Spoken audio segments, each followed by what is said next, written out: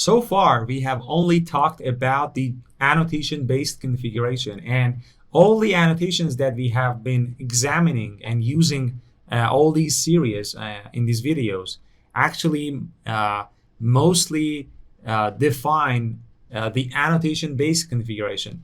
But there is the third type of configuration in Spring that is Java-based configuration, and that is a special one, and that is widely used nowadays.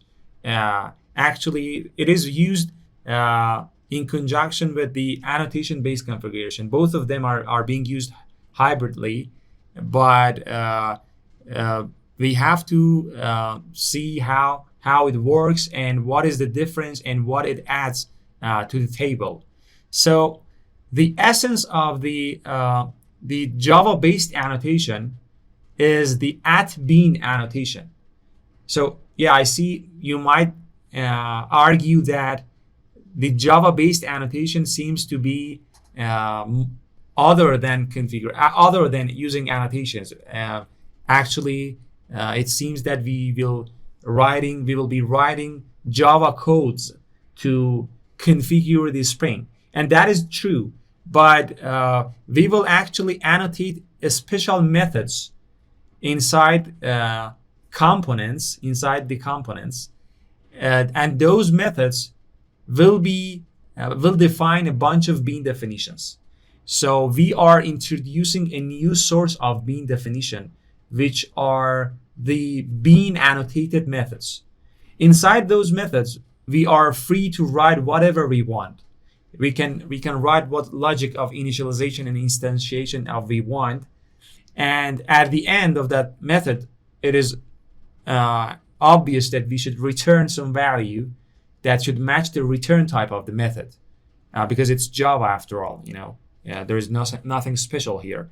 So let's define a @bean annotation here, and one important thing that I should mention here is that the @bean annotation could only be defined inside the component classes or the bean classes.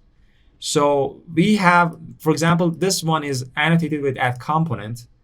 We could define a bunch of methods, like, for example, private, public, protected, no matter the visibility modifier. And we could say that it will return, for example, a super engine. And let's name it the engine 1, for example. And let's actually create and return a super engine here. So we could write any logic of instantiation and initialization here. And at the end, at the last line, we should return some value that matches the return type. That is normal in Java. So what makes this method special is actually annotating it with @bean annotation. So @bean annotation actually adds extra characteristics to this method. It says that this method will define a new bean definition, like the @component that defines bean definition by classes. The @bean annotation defines bean definitions by the methods. So the methods will be the source of bean definitions here. And as you know, bean definitions had extra characteristics like their names, their destructor and initialization lifecycle methods, and their scope, and all that. We will show that the same actually holds here. The same ones actually we could use it here. But let's first see how it works, and let's actually run this and see what will happen. So if we run, you'll see that other than the 3 bean definitions that we had, and actually these 3 bean definitions are coming from the @component annotated classes. But the last one, with the name of engine 1, is coming from a method. And that is actually so interesting, because we could do so many interesting things here. So this method here is like actually a setter method that will be called only once, and will be called, and it's a required setter method that will be called, and you could have as many as parameters here. Like for example, let's say we need, let me actually have a class here named cylinder. And let's say that it's a component itself. And here inside the car, let's say that for creating a super engine, we need a bunch of cylinders. Like for example, let's actually remove the component from the super engine, and here say that we have public super engine, and it asks for a cylinder.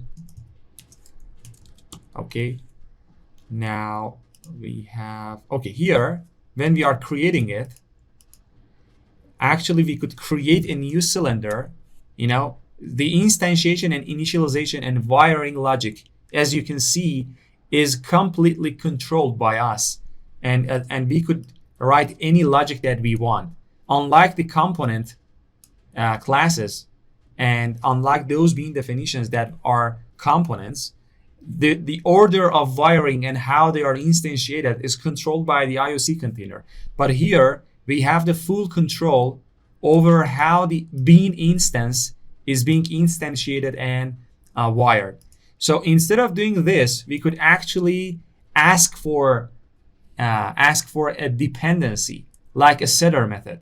We could say that we need a cylinder, and we are passing the cylinder here, and this method will act like a constructor or a setter method. So that is annotated with @AutoWired. So it will be the same. It means that it could have as many as parameters at once. Those parameters will be injected actually by the IOC container, and will be provided by the IOC container. And you could use the qualifiers on top of the arguments, like here. You could, and also it will be resolved by type. And everything that you know, and that I'm not going to repeat actually, you can go back and see the AutoWired episodes that we had. We had a bunch of AutoWired episodes. So all of that actually holds here, you know, the same holds here, all those rules. So we could have as many as parameters as we want. And this cylinder, because it's a component, it will be injected, and it will be actually here. Then we have access to the instance, and we can do the rest of the initialization. So if we run, you can see that we have the car, we have the cylinder, we have the engine, and also we have the engine one with the type of super engine. I'll explain what is this, what this question mark is. But the engine one has type of super engine, and we could use the super engine as a bean somewhere else, like actually it being annotated with @component. You know, there is no absolute difference here. So as you can see, we could have as many as @bean annotated methods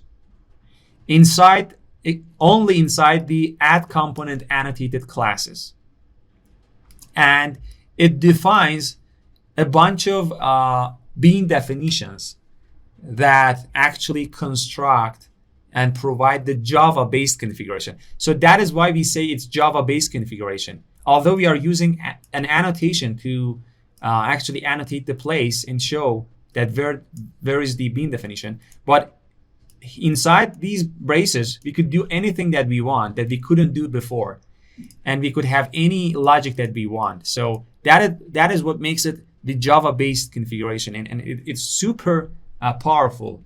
You know, the power that we didn't have it before. There is another special annotation here that is actually defined within the realm of Java-based configuration. So the first annotation that we used that was the essence of Java-based configuration was the @bean annotation. The second annotation is @configuration annotation. So what is @configuration annotation? Actually, as we said before, we could have as many as @bean annotated methods inside the @component classes. But there is a subtle caveat here, and that is that if for example, let's say we have another bean here, so like engine 2, for example, or let's say that we have the cylinder here, cylinder, and let's name it cylinder, and let's return a cylinder.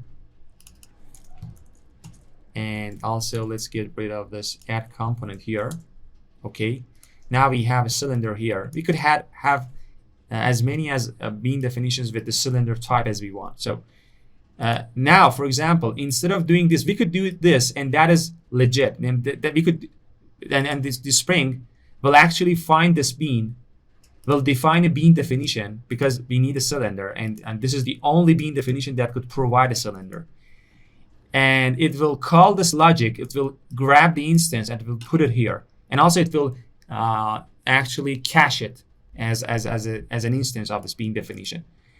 And for actually to, let me show you that it will happen actually. Now, if I run it, you'll see that we have the engine, we have the cylinder, and engine 2, and engine 2 has been created. And if, for example, I provide a print ln here, you'll see that it's being called, and also this one is being called as well. But there is another way of actually calling this, accessing a bean definition and the instance of a bean definition only in the Java-based configuration, and that is a special usage here, which is very interesting. So instead of asking for a parameter and a dependency, we could call the function, right? Because it's simple, actually typical Java method after all. This is a Java method. This is another Java method. Both of them are inside the class, and we can call this one, right? We can say cylinder. And so method annotated with admin is called directly. Okay, it is actually giving some warning here that we are going to talk about right now. So now we are calling this function directly. By calling this function, it will actually create a new, let me first run it. Okay, it is actually calling this function, and it will return a new cylinder, but it will be called, so let me print ln here, creating cylinder. If I run, you'll see that it will be printed twice. And that is actually obvious, and we expect that because it will be once called, because we are calling it from inside the code as a simple typical Java method, and it will be called again by the IOC container because it has been annotated with @bean annotation. But if we want actually to change this behavior, and I'll explain why we want to change the behavior. So if we want to change the behavior in a way that to make sure that this method, which is annotated with @bean, will only be called once, no matter if we call it directly inside the class of that component, or how many times we call it directly, not even one time. We could call it many times. Or no matter if the component or the IOC container itself is calling this method to define a bean definition and grab the instance. So if we want this method to be called only once, we have to use some Spring magic here. And that is by actually creating a special class and a special component. Let's name it my configuration or Java configuration, whatever. So I'm going to use this second annotation here, which is configuration annotation. And this configuration annotation is actually meta annotated with @component. So the configuration is itself a component, but it has a special characteristic that will be used only in Java-based annotation. So when you annotate your class and define a bean definition and a component, but this time with @configuration, you are defining a special bean definition and a component here. And that is when you actually want to host all the @bean annotated methods inside it. So I cut and paste all my @bean annotated methods inside it, because although I could use @bean annotated methods inside the @component classes, and the configuration itself is the @component class after all, but we are only putting these only inside the @configuration, not @component stereotype class. And the reason is that if we do this time, if we call the inner methods, the methods ourselves, no matter we call it how many times. Let me call it, for example, var cylinder1 equals cylinder, and let's call it again cylinder2 equals cylinder, and let's pass the C1. So I've called this function twice, this method, sorry, not function. And also this method will be called by the IOC container, once by the IOC container, to define the bean definition and grab the singleton instance. So if I run it, this configuration, which is a component, will be component scan, will be detected during the phase of the component scan. And all the @bean annotated methods will be detected as bean definitions, right? That is the behavior that we are expecting. The other thing that we are expecting until this point is that we should see 3 times printed this creating cylinder, because it will be printed once by calling by the IOC container and twice here. But if I run, you'll see that it is only being called a single time, just once. And the reason of that is that by using the @configuration instead of @component, and by hosting all the @bean annotated methods inside it, the IOC container, this Spring, is adding a bit of magic here. It is using a third-party library named CGLib, and at the runtime, it actually creates a proxy of this instance of this class. And so the proxy will actually check whether we are calling this method the first time or the second or the third time, and it will return the same value after being called the first time. So it will wrap all these methods, and although we are thinking that we are calling our own methods, we are actually calling the overridden cylinder and engine2 methods that are inside the proxy. So at runtime, the Spring will create another class, will extend my configuration class, will override these 2 classes, and will check here that if it is the first time that either of these or other bean definition methods are being called, or the second time, and it will return the same value. So it is doing all this to create a proxy. It is using the proxy or the decorator pattern of Gang of 4. And what it does actually, this, you might think that it is absurd and not necessary, but what it does is that if you remember our 3 types of identifying bean definitions and beans, the last type was combinatorial keys, which we used both the key and the type as identifying uniquely a bean definition. But every time that we were using the key, because the key was a string literal and we could have typos and misspelling, that was a problem there. If you remember, that was a disadvantage. But here, by using the name of the method, which is the name of the bean definition by default, we could not write something else, right? Because the compiler will prevent us at the compile time, right? And that is a huge benefit here. We are both using the key and also the type, both of them. And it's the best way of combinatorial keys in the Spring, and it is only inside the Java-based configuration and only inside the @configuration annotated classes. And that is done by the CGLib library, this magic. So you could actually override a bunch of attributes inside the @bean annotation. And the First one is the name of the bean definition.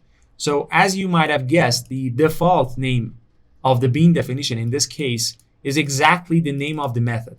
But you could override it. You could say that the name or the value could be something else. Could be cylinder one or whatever, like we did with the component annotation.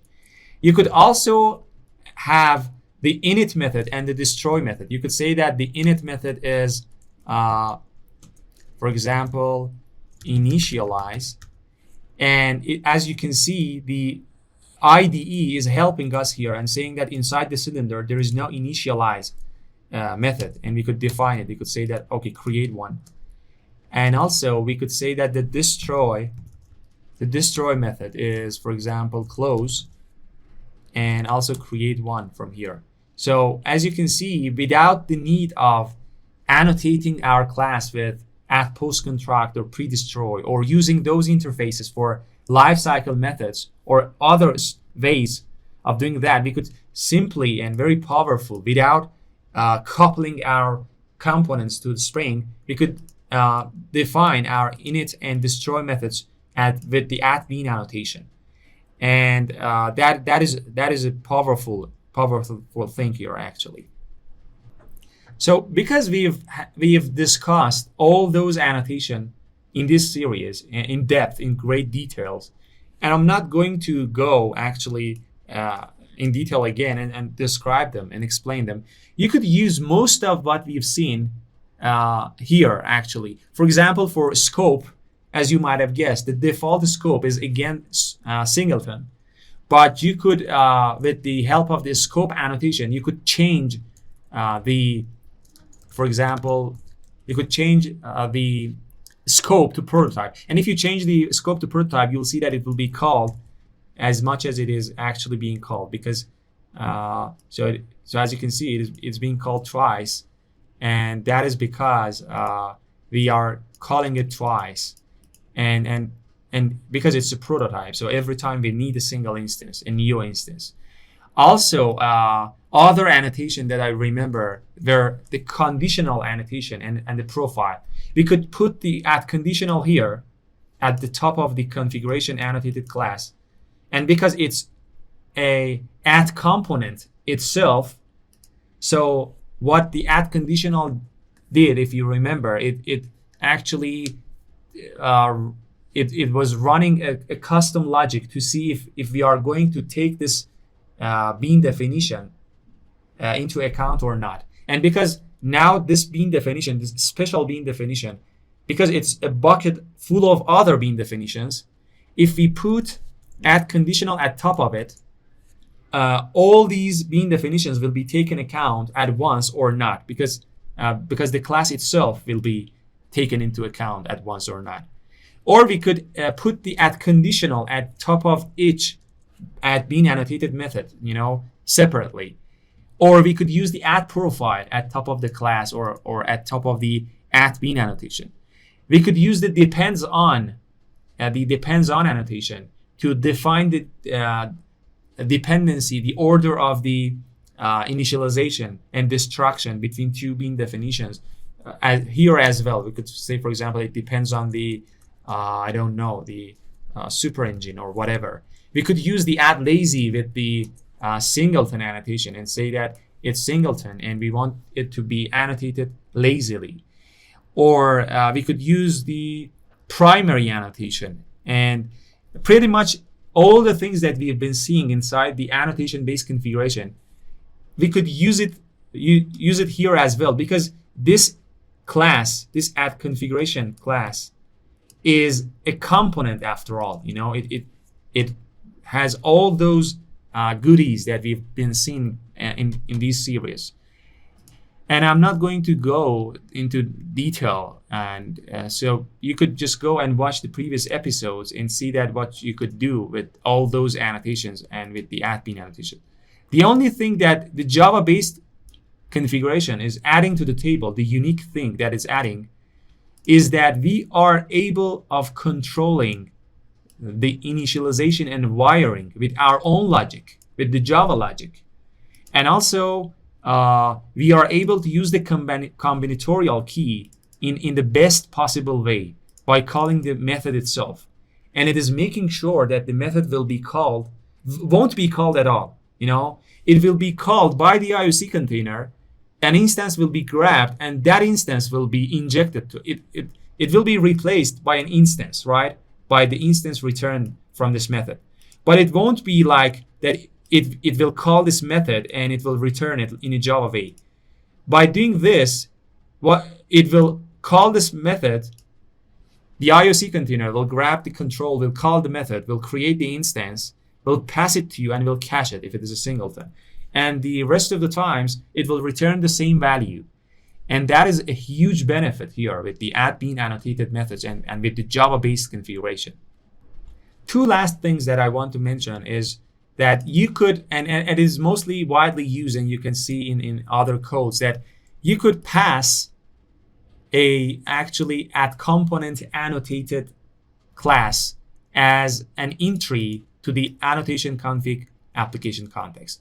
And mostly we pass the class that is annotated with @configuration, not @component. So mostly you can see that instead of actually doing this, they say that my configuration.class, they pass it here. And also instead of scanning manually, they use the @component scan annotation. And that is actually a subject for a different episode. But because you might see this a lot, I'm just mentioning it here.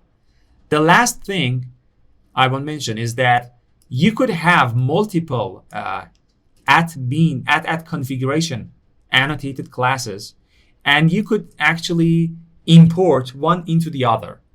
And the reason of that is that you might have a bunch of bean definitions and @bean methods that are actually belong to the same category. Maybe you have a configuration about initializing your data source and database and stuff. Maybe you have one other for that contains 10 beans that you use it to define a bunch of other beans that actually belong to the same category. You could do all of that inside the same configuration file, but also you could create another configuration, and you could use the add import here. And let me create another one and say that my other configuration. All right, now let's have this add configuration, sorry, and let's import it, my other configuration.class. So I'm importing it here, and although I won't be able to call the methods from inside it directly here, but all those bean definitions will be added to here as well, and then it will be added to the IOC container. So we discussed almost everything about the Java-based configuration. It will be actually, of course, a bunch of subtleties and hidden stuff and niche stuff. And I'm not going to actually get into much detail and tell all the things that are inside the Spring documentation. But pretty much it's the whole stuff. It's the whole thing that you can expect from the Java-based configuration.